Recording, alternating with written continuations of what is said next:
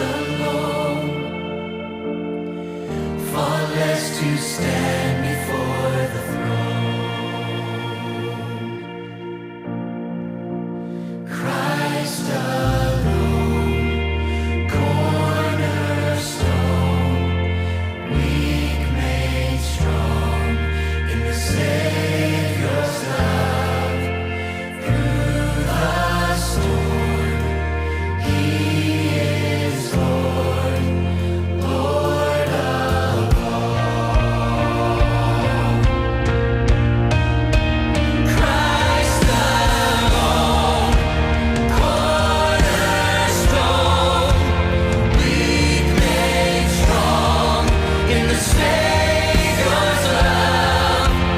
Through the storm, He is Lord, Lord of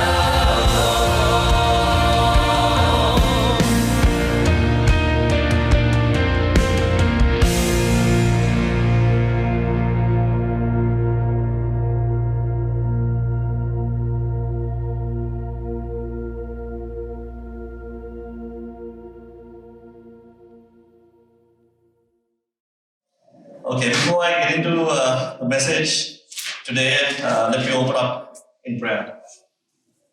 Loving Heavenly Father, thank you for today, Father. Thank you for this Pentecost Sunday. Father, you have promised in your word that during the last days that you will pour out your Spirit on every living creature. And we open up our hearts, we open up our souls and our lives today, Holy Spirit. We invite you to come, have your way in this church, in our lives. Be the chief guest. You are the chief guest today, Holy Spirit. Take over this service, take over this message. I pray that what you have planted will fall in good soil, Holy Spirit, and that it will yield a crop that will be pleasing to our Father in heaven. In the name of Jesus Christ of Nazareth, the Almighty, I pray. Amen. Okay, let me begin today's message by reading a quote from French author named Marc Levy. Marc says, if you want to know the value of 1 year, ask a student who failed a course. That's right, indeed. If you want to know the value of 1 month, ask a mother who gave birth to a premature baby. If you want to know the value of 1 hour, ask lovers waiting to meet. If you want to know the value of 1 minute, ask a person who just missed the bus. If you want to know the value of 1 second, ask the person who just escaped death in a car accident. If you want to know the value of 1/100th of a second, ask the athlete who won a silver medal at the Olympics. You see, there is value in one. It takes 1 matchstick to start a bushfire. It took 1 stone to bring down Goliath. God sent His one and only Son to save all of mankind. Our God is not looking for an army to change the world. He is looking for that one person, which is why I have titled my message today, The God of One. And by the way, my second daughter, Al, she did that for me, which I thought was remarkable. So thank you, Al. Now I'm sure that we have all read in scripture how heaven rejoices over the repentance of one sinner. So have you ever asked yourself the question, why does heaven rejoice when one sinner repents? Now I had this question in mind, and God reminded me about something from my own personal experience, right? About 2 years ago, most of you all would know, I used to be a car salesman for Kia cars in Berwick. Right next to Kia was Mitsubishi, right? And the properties were located in a certain way that we were more or less facing the back of the Mitsubishi showroom. And at Mitsubishi, they used to have these loudspeakers, right, that they would put up on the outside of Mitsubishi, where whenever they did a car sale, someone would jump on the mic and say, "Well done, Rich, for selling the Mitsubishi Outlander," right? So, and I was thinking, okay, well, that's great. Well, so what, right? And every single time a salesperson at Mitsubishi would sell a car, someone would jump on the mic and say, "Well done, Rich, for selling that Mitsubishi." That's too far for Rich now. So God reminded me about this because you see, why Mitsubishi was doing that was, number one, they got a customer, right? They got a new customer. Number two, they wanted Kia to know, "Hey boys, you lost a customer." And you know what? That's what I believe why heaven rejoices when one sinner repents. Number one, heaven knows that they won a soul for Jesus Christ. And you can't rejoice with your pockets in your hands. You have to make a noise. So number two, heaven rejoices because they want hell to know, hey, you lost a soul. You lost a soul. I want to talk to you today about a few scenarios in Scripture and show you how much there is in the value of one person or one soul. You know, someone once said, you can count the number of seeds in an orange, but you never know how many oranges will come out of one seed. I'll read that again. You can count the number of seeds in an orange, but you never know how many oranges will come out of one seed. Now, this is the whole purpose behind evangelizing. You can talk to 100 people about Jesus Christ and get demoralized that no one has given their life to Jesus. But you never know who in the crowd that you have touched and how many people that one person will lead to Jesus. You know, my wife Prabhi always reminds me how Jesus patiently waited for that one Samaritan woman at the well of Jacob. Scripture tells us how the disciples had gone into town to look and buy food. Now, Jesus could have easily gone with them, right? But instead, he chose to wait for that one person. We all know the story how he turned this woman's life around. And as a result, let's look at what this woman's response was. So, picking up the story from John chapter 4, verses 28 and 30. It says, "Then, leaving her water jar, the woman went back to the town and said to the people, 'Come, see a man who told me everything I ever did. Could this be the Messiah?' They came out of the town and made their way toward him." All this time, this woman was like a caged animal. She was trapped in her sin, and now suddenly she has been set free. She has just discovered the true meaning of freedom and couldn't wait to go and spread the news. She ran as fast as her legs could have taken her, and this one person evangelized to the entire town. Did you notice the first thing that the woman did when she learned the truth about Jesus? Scripture says she left her water jar behind. She was so excited to have met and learned about Jesus that she didn't want anything to slow her down. Such things that slow us down are called stumbling blocks in our lives. What is slowing you down today about telling others about Jesus? I don't want to know the answer, but I just want you to think for yourself for a second. Okay, now let's read the response of the people in that Samaritan town. Reading from John chapter 4, verses 39 to 42. Many of the Samaritans from that town believed in him because of the woman's testimony. He told me everything I ever did. So when the Samaritans came to him, they urged him to stay with them, and he stayed 2 days. And because of his words, many more became believers. They said to the woman, we no longer believe just because of what you said.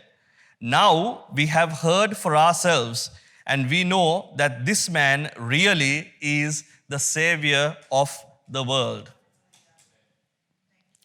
Jesus is looking for people like this one woman. He is looking for one who will be a witness to who he is in their lives, which is what this woman was. She was a witness to what Jesus had done in her lives, how he changed things around. Every believer is given the Holy Spirit of God. Have you ever wondered why the Holy Spirit has been given to us? There are many reasons, because we have the fruits of the Spirit, we have the gifts of the Spirit, but there are certain reasons why the Holy Spirit was significantly given to us. Reading from Acts chapter 1, verse number 8. But you will receive power when the Holy Spirit comes on you, and you will be my witnesses in Jerusalem and in Judea and Samaria and to the ends of the earth. You see, Jesus didn't send us the Comforter for us to be comfortable. Instead, the Holy Spirit of God was given to us to be a witness for Him. I'm sure you'd have heard the phrase that God's method is a man and a woman.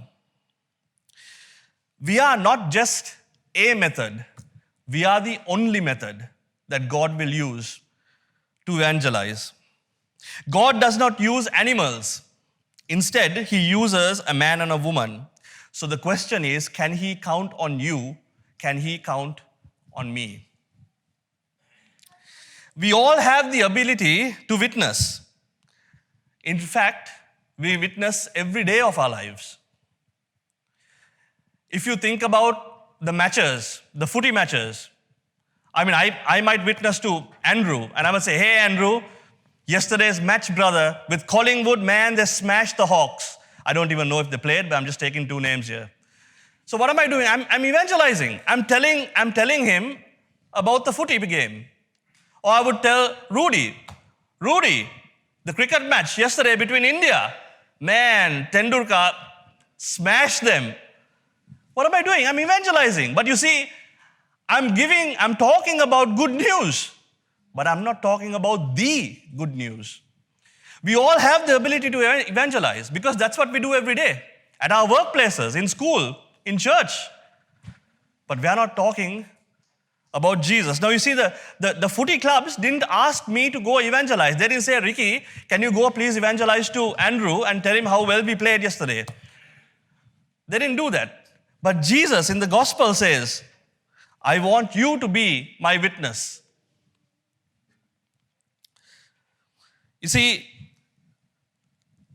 we know how to spread the good news, but not the good news. Jesus has asked us to witness about Him, but we cringe whenever we have to do so.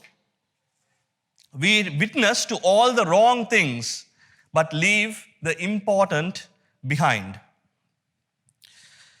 Now, witnessing is not a walk in the park, because you will get rejected when you witness. You will get mocked, and yes, you will get persecuted as well. Nevertheless, we are called to acknowledge Jesus Christ before others. In Matthew chapter 10, verses 32 and 33, Jesus speaking says, whoever acknowledges me before others, I will also acknowledge before my Father in heaven.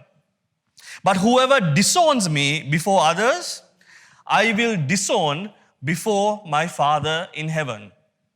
These are the words of Jesus.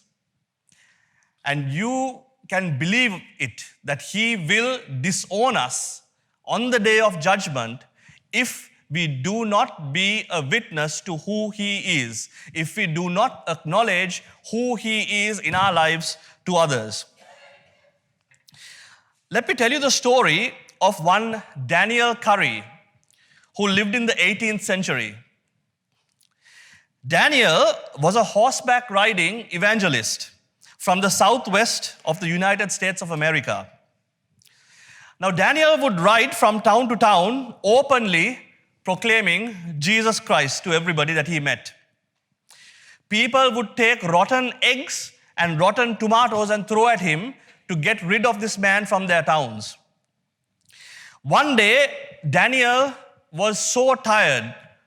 He was in his, I believe, in his 70s, and he was so tired that he laid down under a tree and he wanted to have a rest for himself.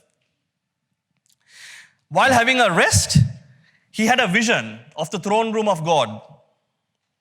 A voice that sounding like thunder asked the question, "Mortal man, who art thou?" Now Daniel was tired, even in his spirit. He wanted to lift up his head and say, "It's me, Daniel."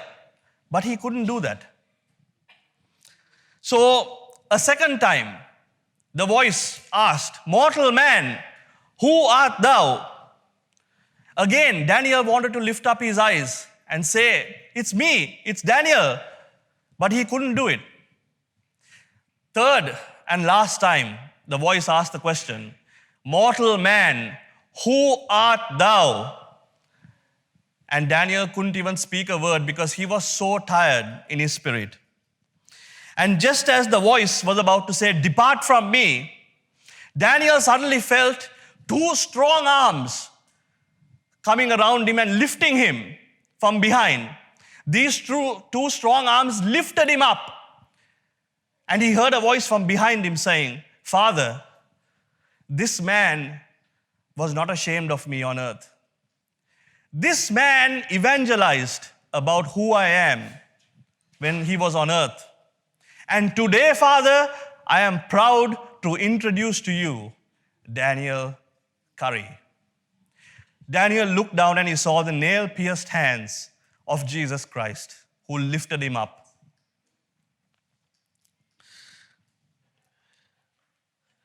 What will Jesus say about every one of us when we stand in front of him at the judgment seat? Will he be proud to introduce us to the Father, just as he did Daniel Curry? Or will the voice say, "Depart from me, I never knew you"? Now let me talk to you about another scenario from the Bible, where Jesus went that extra mile for the love of one soul. In Scripture, we read about the man who was demon-possessed in the Gadarenes. Now, this is a lengthy portion of Scripture, so I'm going to break it down and feed this to you. In Mark chapter 5, reading from verse 1 and 2, it says, "They went to the other side of the sea, to the region of the Gadarenes. When he had come out of the boat, immediately a man with an unclean spirit came out of the tombs and met him." In a nutshell, the Bible tells us how Jesus crossed over to the other side of the sea to visit the region called the Gadarenes, where a demon-possessed man met him. Jesus commanded the demons to come out of the man and to go into a herd of pigs. The pigs ran down to the river and were drowned, and the people rejected Jesus, and Jesus had to leave that region. Now that's the nutshell of the story. But I want you to see two things, and I want you to understand and pick up on two factors that are in this story. Firstly, Scripture gives us a brief description about this demon-possessed man. Mark chapter 5, reading from verses 3 to 5. "He lived among the tombs, and no one could contain him, not even with chains, because He had often been bound with shackles and chains. But he had pulled the chains apart and broken the shackles to pieces, and no one could subdue him. Always, night and day, he was in the mountains and in the tombs, crying out and cutting himself with stones. A couple of things to note here. The man could not be constrained. In other words, he was tied up like a prisoner. No one could subdue him. In other words, he was running around all the time like a headless chook. He was crying out and cutting himself with stones. In other words, he was not in the right state of mind. Do these symptoms remind you of anyone? It reminds me because that's who I used to be before I gave my life to Jesus. My life was in a mess, and I was living from day to day with no proper direction. I had no hope for tomorrow, just like this man, until I met Jesus. Now, after the man had an encounter with Jesus, let's see how Scripture describes the man to us. Reading from Mark chapter 5, verse 15. When they came to Jesus, they saw the man who had been possessed by a legion of demons, sitting there, dressed and in his right mind, and they were afraid. Look at the shift in character.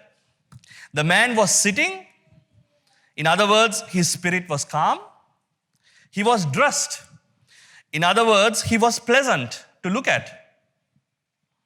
And he was in the right mind. In other words, he was thinking straight now. This is exactly what Paul the Apostle tries to describe to us in 2 Corinthians 5:17. Therefore, if anyone is in Christ, he is a new creation. All things have passed away. Behold, all things have become new. The man's whole life has passed away. Jesus has taken those old shackles, they have all passed away. He is now a new creation. And that is what each and every one of us are when we receive Jesus Christ into our lives. After we give our life, others around us should be able to see the difference in our lifestyles after we come to Christ. The second thing that I want you to see is how this one man changed the community. Reading from Mark chapter 5, verses 18 to 20. As Jesus was getting into the boat, the man who had been demon-possessed begged to go with him. Jesus did not let him, but said, "Go home to your own people and tell them how much the Lord has done for you and how he has had mercy on you." So the man went away and began to tell in the Decapolis how much Jesus had done for him. And all the people were amazed. You know, I used to think that Decapolis was the name of a town or was the name of a city. It actually means that the word Decapolis means city, 10 cities. It means 10 cities. This one man testified how much Jesus Christ has done for him in 10 cities. Jesus has done so much more than this man in our lives. How many people, forget the number of cities, how many people have we testified to about Jesus Christ? Like I mentioned before, Jesus is looking for that one person. With that one person, he will do great things. All we need to do is be obedient. The people who I can reach will not be the same people that you can reach out to. For example, the people, Ash, that you reach out to back at home in Fiji are not the same people that I can reach out to. The people, Frankie, that you can reach out to are not the same people that I can reach out to. The people that you reach out to, your golfing friends, are not the same people that I can reach out to and evangelize about Jesus Christ. All we need to do is say yes and be obedient to Jesus Christ. Because by saying yes to Jesus, it will be the best decision that you make for the rest of your life. Now, shifting gears a bit, do you know that when God chooses this one person, that entire household that one person belongs to is saved? Let's look at a few verses of scripture here. 1 Corinthians chapter 17, verses 13 and 14. And if a woman has a husband who is not a believer and he is willing to live with her, she must not divorce him. For the unbelieving husband has been sanctified through his wife, and the unbelieving wife has been sanctified through her unbelieving husband. Otherwise, your children would be unclean, but as it is, they are holy. Acts chapter 16, verse number 31. They replied, believe in the Lord Jesus and you will be saved, you and your household.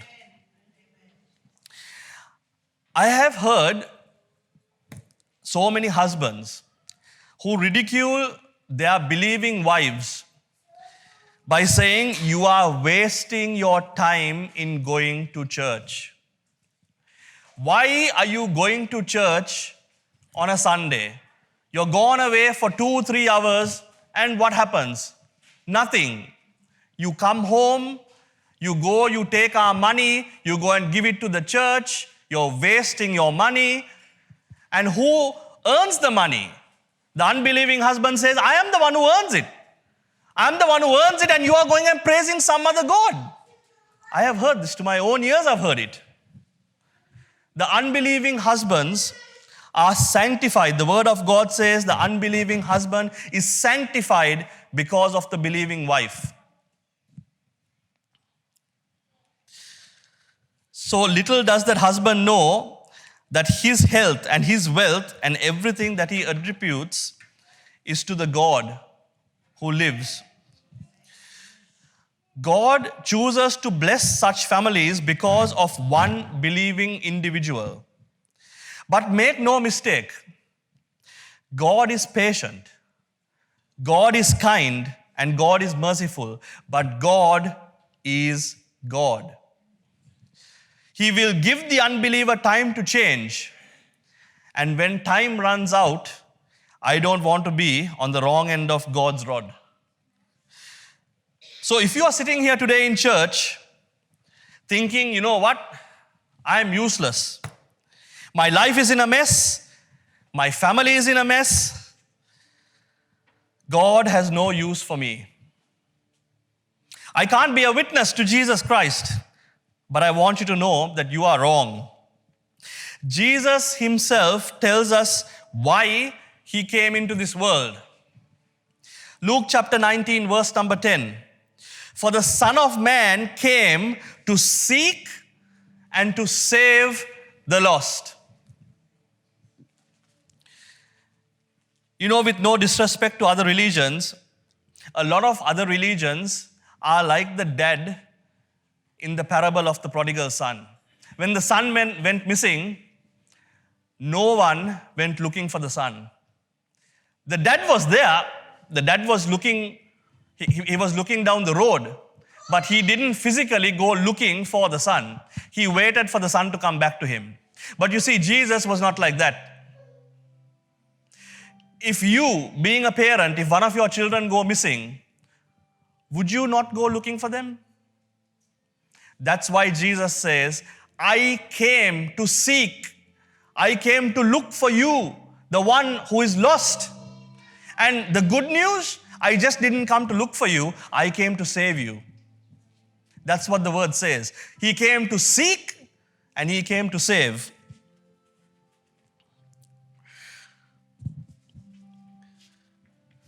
So, if you're thinking that, well, that was Jesus saying, or his words 2,000 years ago, let me reassure you that that same Jesus still lives today. Now, he's not walking on the earth in a physical body. Instead, he wants to come and dwell inside each and every one of us. And Jesus is a gentleman. He will not come uninvited. So if we choose to invite him, if you choose to invite him, if I choose to invite him as the Lord of our life, he will come. Confess your sins to him, ask for forgiveness, and then invite him into your life. Because God and sin cannot dwell in the same place. He is merciful and he is waiting to forgive, but we need to ask for forgiveness. If you have not accepted Jesus as the Lord of your life, can I please encourage you to speak to our leadership after the service and they will guide you. Thank you for the time that you have given today. I pray that the message would make an impact, cause an impact on your lives. God bless you all and have a wonderful Sunday. Thank you.